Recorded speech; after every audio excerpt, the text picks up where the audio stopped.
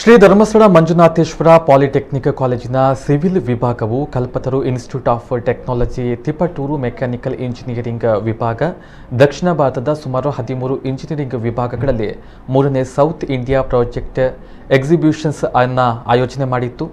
ವಿವಿಧ ತಾಂತ್ರಿಕ ವಲಯಗಳಿಂದ ಸುಮಾರು 75 ಪ್ರಾಜೆಕ್ಟ್ಗಳು ಪಾಲ್ಗೊಂಡಿದ್ದವು. ಇದರಲ್ಲಿ Shri Dharmasthala Manjunatheshwara polytechnic civil engineering ವಿಭಾಗ ಉಜಿರೆಯು ಪ್ಲಾಸ್ಟಿಕ್ ವೇಸ್ಟ್ ರೂಫಿಂಗ್ ಟೈಲ್ಸ್ ಎಂಬ ಪ್ರಾಜೆಕ್ಟ್ ತೃತೀಯ ಬಹುಮಾನವನ್ನು ಪಡೆದುಕೊಂಡಿದೆ.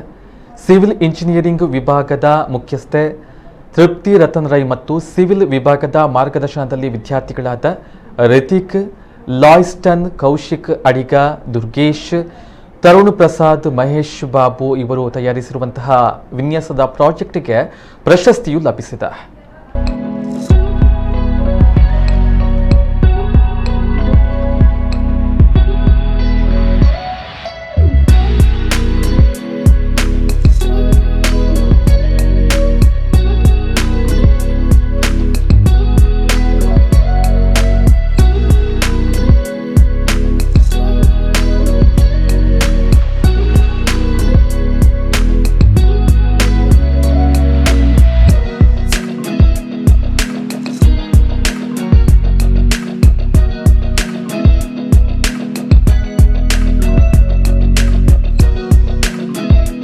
ನಾವು ವೇಸ್ಟ್ ಪ್ಲಾಸ್ಟಿಕ್ ರೂಫಿಂಗ್ ಟೈಲ್ ಅಂತ ಮಾಡಿದ್ದೀವಿ.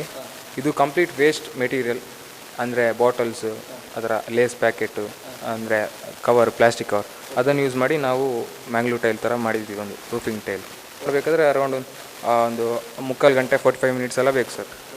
ಯಾ ಸರ್, ನಾವು ನಮ್ಮದು ಪ್ರಾಜೆಕ್ಟ್ ಬರಬೇಕು ಅಂತ ನಮಗೆ ಒಂದು ಇದಿತ್ತು, ಆದರೆ ತುಂಬ ಅಲ್ಲಿ ಟಫ್ ಕಾಂಪಿಟೇಟರ್ ಇದ್ದರು ಸರ್. ಆದರೆ ಸಹ ನಮಗೆ ಒಂದು 3rd ಪ್ರೈಸ್ ಬಂದು ತುಂಬ ಖುಷಿ ಆಯಿತು.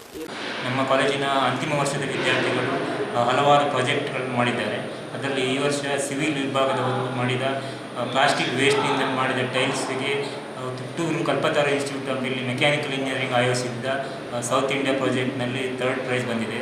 ಇದರಿಂದ ನಮಗೆಲ್ಲ ಭಾಳ ಸಂತೋಷವಾಗಿದೆ. ವಿದ್ಯಾರ್ಥಿಗಳು ಪ್ರಾಜೆಕ್ಟ್ ಮಾಡುವಾಗ ನಾವು ಅವರಿಗೆ ಬೇಕಾದ ಸಹಕಾರವನ್ನು ಕೊಡ್ತಾ ಇದ್ದೇವೆ. ಅದೇ ರೀತಿ ಮುಂದೆ ಸಹಕಾರವನ್ನು ಕೊಡ್ತೇವೆ.